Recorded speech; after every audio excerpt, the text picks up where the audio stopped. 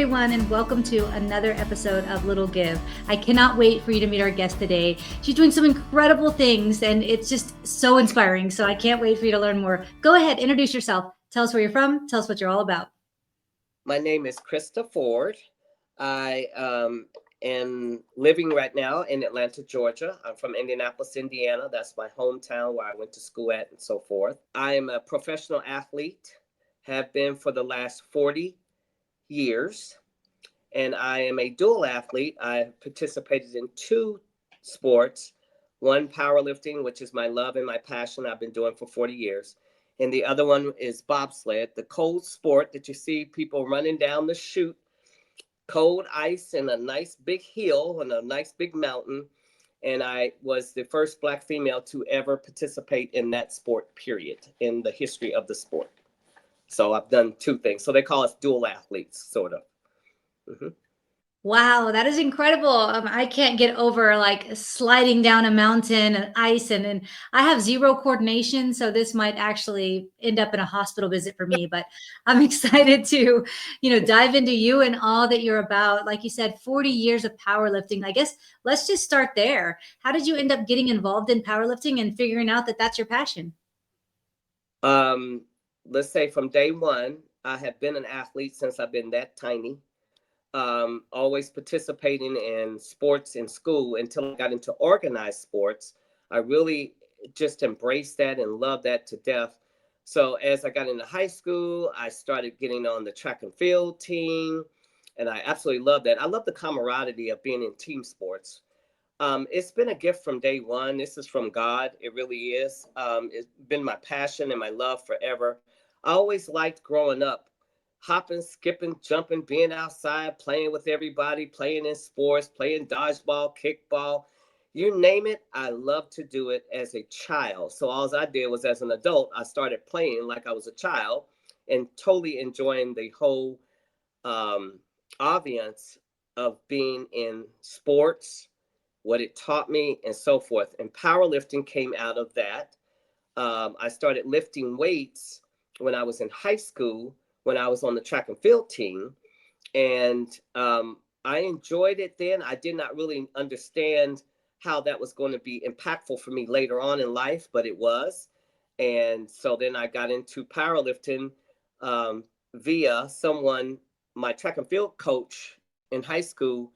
Um, he just basically said, "Hey, you would be a good weightlifter," because what my dream was to do is go to the Olympics for track and field. I was a sprinter.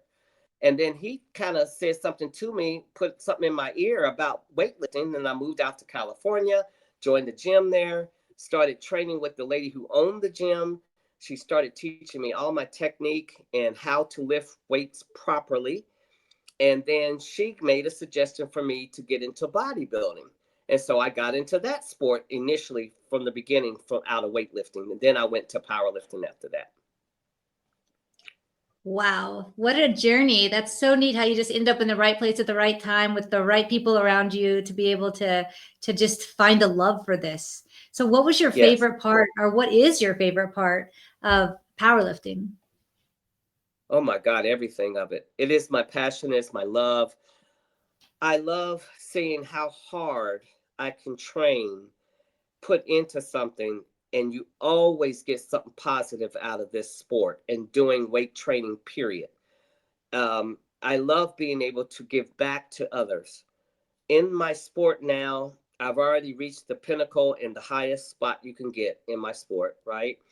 But what I love the most is that I'm able to teach, talk, teach, and coach other people how to get in this wonderful sport of weightlifting, and they get something so great out of it, and it is a sense of purpose. You can get a really big sense of purpose out of lifting and staying strong and reaching goals and being able to lift and go into a sport that the strongest woman and the strongest man win at the end of the day. There is nothing else about that. It's very black and white. So you put in a lot of work, and trust me, when you get on this other side over here, you just feel all the accomplished parts of what you just put into it, it gives it back to you 100-fold. It really does. And it's a nice big atmosphere of family, from the biggest guy, 6'6", 400 pounds, to the smallest women, 114 pounds.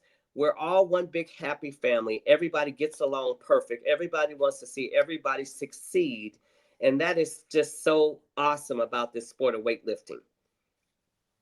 Wow, that sounds so cool to be able to like test your body, to get your body to do things that almost to me would seem unimaginable. I know I've seen lots of power lifters and I'm thinking, how in the world can they do that? It's just so incredible what our bodies are actually capable of if we push them to their limits. That's so cool.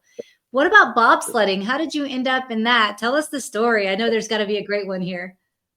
Well, I'll just say this. My whole career of being an athlete has always been somebody suggesting to me to do something. If you notice, I started out talking about my track and field coach. And then he suggested weightlifting. And then I go and get with Linda Tracy, who was the owner of the gym in California where I was at. And she suggested bodybuilding. So I got into that sport. Now, the next thing that I was at an award ceremony in Indianapolis, Indiana, my hometown. And I was being given an award by the mayor or the governor. I can't remember at the time, but it was for my powerlifting career. And this girl walks up to me that she was there too. I don't know if she was with somebody or she was getting an award too, but she said, hey, she said, my name is Krista, just like mine, which was really wild. And she said, the U.S. bobsled team is looking for strong women. And I looked at her and I said, I don't know anything about bobsledding. I know it's cold and I'm about that cold stuff. But she said, you know what? You should try it out. She said, because they're up in Lake Placid, New York. She gave me the name of the coach that was up there named Steve Mayorka at the time. She said, you should call him and go up there for the trials and see. And I was like, I don't know anything about bobsledding. She said, but they're just looking for strong women. That's all. Because what she did tell me real quickly was that she said, at the time when women were bobsledding for the United States, these other countries, Canada, Germany, Great Britain, Switzerland, were killing the United States women in strength. These girls were 5'10", 230 pounds, sitting in the back of a sled. They're big. So they were getting killed. So that was her whole main reason why she said, maybe you should try out, because they need stronger women. And that's how bobsled came about. So it came about by me being strong in my sport, powerlifting. Hi, my name is Justin Clark, and I'm the president of the board of directors for Driving Single Parents, a 501c3 nonprofit serving the citizens of San Antonio and Bexar County, Texas. I'm here today to tell you a little bit about the great work that our organization is doing for the citizens of San Antonio. What you're about to see is just a few photos and videos of the way that we're changing lives for single parents in and around San Antonio, Texas. Our first giveaway took place in April of 2017, just one short month after the formation of our organization. John, a Bexar County resident, was the victim of a horrible drunk driver incident. He and his daughter survived the crash, and we were so proud to give our first car to this deserving family. Fast forward to 2020, a very difficult year for nonprofits. We were able to secure 4 vehicles for single parents in need. Our organization, including our board of directors, list of partners, and portfolio of people we've been able to help in San Antonio, continues to grow, and it's all thanks to donors and local community organizations that have helped us along the way. This giveaway took place in 2021 and shows that we continue to help single parents even after the struggles brought about by COVID-19. Because of limited funds and the overwhelming need, we at Driving Single Parents are incredibly selective with the people we help. Some are victims of domestic violence. Others had a spouse pass away tragically, or otherwise fell on hard times. These single parents show adversity in the face of challenge and aren't looking for a handout. We offer a hand up and help get them back in the driver's seat. Many of the single parents we help go on to graduate college, get promotions, get married, mentor others, and some have even been so touched by the gift we gave them that they have decided to join our board of directors to pay it forward and ensure the continued growth of our organization.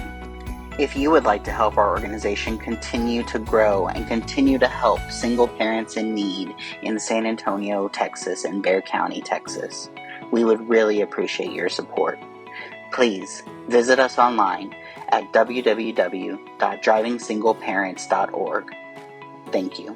That is so interesting. And it's so cool how like you just like, okay, I don't like the cold. I don't know about all that. I don't think it's for me. I don't know anything about bobsledding. But yet you were up for the challenge and you went and you took that on, and look how far it took you. Tell our audience a bit about the journey of what happened once you took on that challenge. Wow. Well, I have to say, bobsledding was very different for me because I've been an athlete my whole life. I've never experienced prejudice in a sport ever. Even in powerlifting, it's male dominated, but it's very diverse, right? So what I learned from the sport was it was exciting sport. It's a lot of skill. Once you get on the ice and you're going down the different tracks, it's your driver and yourself. For women, it's only 2 women bobsled teams. There is no 4 women bobsled teams, and I know why. Because it's very dangerous once you crash these sleds. You crash them, you could die from them, right? So what I experienced as far as the bobsledding, there's a lot of good and controversial stories that I have about bobsled. But what the biggest thing that I did learn was that no matter what, when it comes to any specific type of sport that you're in, you have to just give it everything you have amongst all oppositions of why they want you there in the first place. I relied a lot on my faith when it came to bobsledding. One, you're going down the ice at 80 miles an hour in less than a minute. You can pull in certain turns that you're going down these tracks, 1.5 Gs. That's the pressure on the brakeman, which I was the back person. And you could lose your life. So you really have to really rely on a lot of your instinct and just learning the sport and being able to enjoy it while you're doing it. But it's a very dangerous sport. I tell people it's like race car driving on ice. And that's exactly how it feels. For me being the first Black to ever do it, that's why I said I ran into a lot of opposition, or I ran into a lot of problems because of the color of my skin, believe it or not. And that's where my faith just kind of really kicked in gear. So I got through it all. But in the midst of all of this, I was actually also a trendsetter. I brought a lot of the people that came in. I was able to teach them some things about bobsled, things of that nature. But the sport itself is very high geared. You have to be very focused, especially your driver who's driving this daggone thing down this ice. You have to be very skilled in a lot of ways, and you have to really train hard to be able to be a bobsledder, period. And anything cold and you're on ice and you're running and you're having to deal with all these forces, you have to be very skilled at it. So it just takes time and you have to learn the sport. But all in all itself, I wouldn't trade the opportunity now because I was the first. So I didn't realize that then, but now that packs a lot of punch being a pioneer of any sport. So that I will say I'm very proud, and I'm glad that God put me in that position where I was able to be the first at something. Now I can speak the story about how it feels, what it was like, how I went in it, how I came out of it, what did I learn, how can I teach others about it, so forth and so on. So it was very difficult on one other sense, is that I was on 2 U.S. teams. So I'm on the powerlifting team for the U.S., and I'm on the bobsled team for the U.S. So there was a little bit of controversy there because I'd have to be over in Italy one day and to run this race. And then I had to be over here in another spot to do my powerlifting. So it was kind of a little twist and turn there. But I managed through okay. But it was difficult. I'm not gonna tell you it was not. Yeah. So what would you say is the hardest part of bobsledding? Would you say that it's more of like a mental focus, or would you say it's more of like coordination, or what would be the hardest part? Because to me, that sounds absolutely terrifying, but I can only imagine how much goes into it. Tell us a bit about that. I would say a lot, you got to be coordinated. That's true.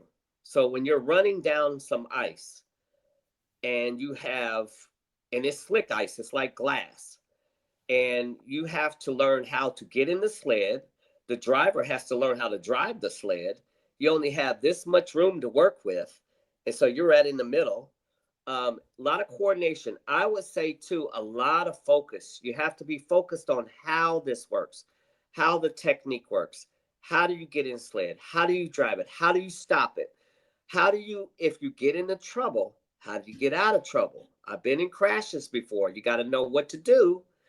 Um, and I would say that you're right. Coordination is definitely one of them. You have to be able to be a little bit coordinated, or a lot of coordinated, and just learning the technique on how this bobsled goes down this track at such a speed, and be able to control it. Like you said, control it, control yourself, get your emotions in order, make sure you're locked in and focused. And it usually comes out okay. But it's a lot of practice, and it's a lot of manual practice. It's very manual, the whole thing, learning it from start to finish. It's not a lot of electronics involved. It's not a lot of you maneuvering this or that. You have to do a lot of this work. Hi, my name is Andrew Fraley, and I believe that sometimes we all need a little bit of help. If you're in the San Antonio community and you need some legal help, call me at 210-725-4658. I know that all the things that you've gone through and grown through over the years that ended up in resulting in a book that you wrote. You want to talk a bit about that journey? That is my baby and my God sent memoir. So I had no plans on writing this book. I'm not a writer. I am an athlete. But what I ended up doing was coordinating with a friend of mine, and she helped me write it. I think this was the plan all along, Cindy, if you know what I mean. I think from day one to now, it was the plan for me to have a story out here so I could tell the whole world what this is all about. How do you do this? You know, how do you live a life of an athlete or a person who has overcome and overcome and overcome to come out on the other side? So the book is a self-help spiritual memoir. I'm really just a vessel. I'm telling my story, but it's all really about, it has all these compelling stories about things that I've already gone through and am going through. But it's really all a book that I hope will resonate with so many people's spirit, because it's really all telling the whole world how we're all connected together as human beings, and how we're all connected to our creator above, and that how we all in life have purpose while we're here on earth together. So we all have a purpose. We just need to find out what our purpose is in life. And then once you get there, you just want to go with it. Go be happy. Go run after your goals and your dreams. So that's what this book is all about. Is how do you live this magic of life? How do you find out your purpose? How do you feel connected to other human beings walking on this earth? How do we do all this? Well, there's a plan for all of this. I am living the plan. I already have everything is going in the right order. It's divinely orchestrated. And so that's really all this book is going to be telling everybody. You got purpose. You need to figure out what it is and go for it, and don't give up on it no matter what happens in your life. Go for your dreams, because we only have one time through this earth, and that's it. And we don't have no time is refundable. So you need to just go for whatever makes you happy. And that's what this book is telling the whole world. Do what makes you happy in life. I don't care what it is. If it's going down the street, getting a little cup of coffee, and that makes you happy every day, do that. Start filling yourself up, making yourself happy. This is what this book all talks about. Then push it out to everybody else. But start with you first. You have to be happy within you first. Then you can give out as much as you want of that, but so many people forget themselves and they start soaking into everybody else and all their things that's going on with them, and they forget about them. And that's where I tell in the book, try so hard, people, you got to soak in the self-love first. Take care of you. Then you can take care of everybody else. Yeah.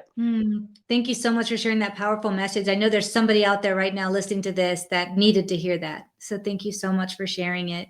What was your favorite part of this book? Once you finished it and it was ready to be published, what was your favorite part? That I cried so many tears because I know my story. And my favorite part is that I already see the vision of how it is going to impact this world that is out here now. I just know it. I think that everybody who reads my story is going to impact them. It has to. There's going to be something in there that resonates with each and every person that picks it up. I just know it. I feel it. I've already felt like this was my calling. I'm supposed to send out this message. So that was the thing that resonated with me most, is what I can already see happening with my story and what I'm telling people. And it's just it's a secret, but it's a message that's out here that just never ever give up. You can't give up on yourself. You can't give up on life. You got to keep moving. And in the end, you will be at the end of that rainbow, and you'll see all that work, all that sacrifice, all that, everything that you went through was every bit of worth it. You just got to keep moving. And that's the biggest thing at the end of the whole book. Is just, that's what I feel that is going to be the biggest takeaway. And the biggest takeaway for me was that I have developed such a resilience and just a no giving up attitude. And I've innately been put with this in my life. And I'm just so thankful that God gave me this gift to be able to pour out to everybody else what has been put in me. And I love that part about the whole book. I do. Oh, thank you so much for sharing that. It's beautiful. That's something people, when you're struggling with it, struggling through life or whatever you're going through or growing through, it's like, you've got to always remember there's a way. There's always a way. There's always a way. So you don't have to give up, because there's just a way. You got to find the way, but there is always a way. So thank you for sharing all that. That kind of leads me to my little give question. I see so much in your heart that you love to give. So let's talk a little bit about my little give questions.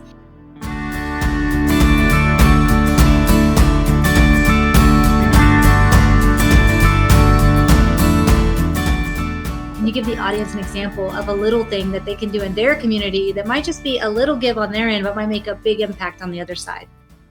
I would say seek out your neighbors or anybody who needs help.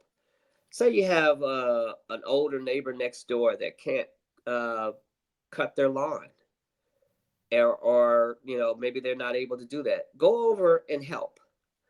And I would say just be very vigilant with your neighbors around you in your community and see who needs some help. Maybe somebody needs you to take them to the grocery store because they don't have any means to get there to get them their food or whatnot. Or maybe they just need a little help for whatever it may be, whether it be going out and getting the mail out of their mailbox. If you see them struggling, trying to get out to the mailbox, maybe they're on a driveway that goes straight down. It could be anything. I say just watch around you and know your neighbors and try to help out any which way you can to help them with daily things that they might need. Great example. Love thy neighbor. Help your neighbors Yeah. as much as you can. Yeah. I love that example. Yeah. Can you give the audience an example of a time in your life where somebody's done something little for you that might have just been, a little give on their end, but really made an impact on you and in your life? Wow. I'll just say this. My neighbor next door to me here, she just lost her husband. And so when I mow my lawn, I usually just get her lawn too, right? Well, one day she came out to me in the summer this year, and she gave me, like, she put a little something in my pocket of my overalls I had on. And I said, Miss Pam, what's that? And I pulled it out and it's like a couple of dollars. And I was like, no, no, no, you don't need. And that whole gift right there, because I mowed her lawn and I didn't ask her for that and I didn't want anything for that. But just that's what she had to give me. Oh my God, that was like somebody giving me a quadrillion dollars for something that I did. And that just meant the world to me, something so small. And she's also come out and just given me oranges and fruit. And I'm just like, it just makes my heart glad that I'm able to do something for her. But what she's given to me just meant so much to me. I can't even explain it. And I'd hug her and tell her, you don't have to give me anything. I do this because I want to help you. And I want to make sure that your front lawn is good. And she just always so gracious. She always just says, no, I want to do this for you. So it's just that give and take, and how people still have a lot of good humanity in them, you know? Yeah, she just wanted to show her appreciation however she could. So that's what's a beautiful story. And that's so sweet of you to be mowing her grass. That's wonderful. Yeah. Yes. Okay, continuing with this giving conversation, can you talk to us a little bit about a nonprofit that you love? Okay, so I have two here in Atlanta that I really just donate goods to, clothes and whatnot. And so one of them is called Inspire. It's NSPIRE Outreach, and it's a clothing pickup, and I donate all the time. Anything I could have in the house that I can get together, I donate things, that some clothes that I have never even worn before. And I know somebody will be able to benefit by that. That's the one that I do. And the other one that's here in town, just like that Inspire, is called Hope. And it's Hope Atlanta, same thing. I donate lots of whatever I have in this house, goods, clothes, um, anything I could come up with that I'm really not using or anything, I usually donate it. And I do this a lot because I'm always on their list. So whenever they're coming up for wanting donations, I always put the bag outside and they come by and pick it up. And I just feel so good about that, because one of these organizations, I can't remember which one it is, but one of them does domestic violence. So it gives to those women who have gone through domestic violence a lot, and so forth and so on. So I figure that everything that is uh, other people's trash might be other people's treasure. And so I give a lot to both of these organizations right here in town in Atlanta, because I just see that I know it's going for good. And if I have jackets or coats or whatnot in there, I'll just throw those in there, and socks and whatever else I can think of that I have that I can give. These are the two that I really donate to a whole bunch throughout the year. Uh-huh. Wonderful. Thank you so much for featuring these nonprofits, and thank you for all that you've shared today. Why don't you tell the audience where they can find you, they can learn more about you and all you do, and they can get that amazing book? Okay, so my website is www.powerbykrista.com. You can go on there and learn everything about me. Also, my book is featured on there now, and where it's available. I only have, I think, one of the links are on there, but it's on Amazon, it's on Barnes and Noble, it's on bookshop.org. So you can go on there. It's on Apple Books. I'm getting ready to get it out on Audible, so that's coming up soon. It's in 2 brick and mortars here in Atlanta already. All that stuff is listed on my website. And that's the best way. You can also reach out to me on my email. You can always email me, or all of my social media, which I don't do a lot of the social media, but Facebook and Instagram. And I have a YouTube channel. All of that's under Power by Krista. So that you can find me there on any of those things. You can befriend me or whatever you like to do. If you want to go on my YouTube channel, you can subscribe to it. There's a ton of videos on there of me working with my clients, my training, me doing my thing, and all that kind of stuff on there. And then I have a email. You can always reach me at kford, the number 44, letter U, at yahoo.com.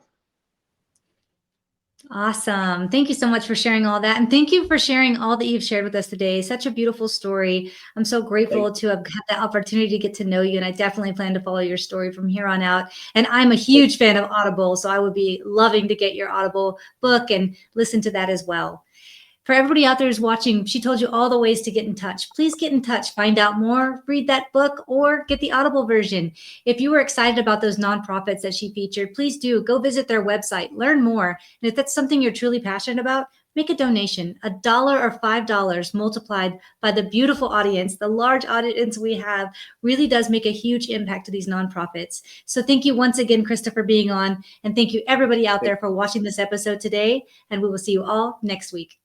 If you enjoyed this episode of Little Give, head on over to our website at littlegive.com. You'll be able to find all the information about previous episodes and past guests that we've had on. If you or someone you know would like to be a guest on Little Give, all the information is also on the website. And if you have a nonprofit that you love and would like to recommend be on the show, all of that information is also on the website.